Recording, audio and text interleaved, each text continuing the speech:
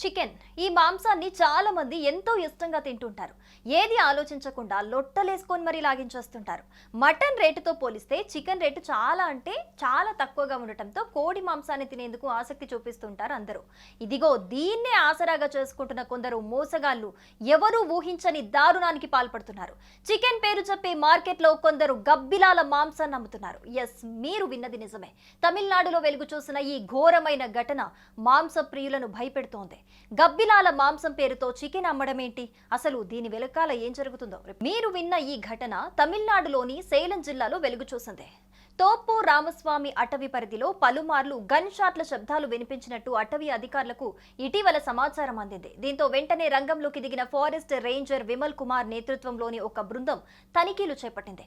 గత కొన్ని రోజులుగా ఓమలూరు సమీపంలోని డానిష్ పెట్టై వద్ద గబ్బిలాలను వేటాడి వాటిని వండి ఆ మాంసాన్ని చికెన్ గా విక్రయిస్తున్నారని కమల్ సెల్వం అనే ఇద్దరిపై ఆరోపణలొచ్చాయి. దీంతో తాజాగా అధికారులు వారిద్దరిని అరెస్ట్ చేశారు. ఈ ఇద్దరు వ్యక్తులు అటవీ ప్రాంతంలో గబ్బిలాలను వేటాడి వాటిని వండి చికెన్ మాంసంగా విక్రయిస్తున్నట్లు ప్రాథమిక విచారణలో తేలింది. ఈ కేసులో అరెస్ట్ అయిన కమల్ సెల్వంపై వన్యప్రాణి సంరక్షణ చట్టం 1972 సెక్షన్ 939 కింద పోలీసులు కేసు నమోదు చేశారు. ఈ నేరాలకు గరిష్టంగా 3 లక్షల జరిమానా లేదా 6 నెలల జైలు శిక్ష విధించవచ్చని తెలుస్తోంది. ఫ్రూట్ బ్యాట్లు భారతీయ వన్యప్రాణి సంరక్షణ చట్టం 1972 కింద షెడ్యూల్ 2 జాతిగా రక్షణ పొందుతున్న వీటిని వేటాడటం లేదా అమ్మడం పూర్తిగా చట్టవిరుద్ధం.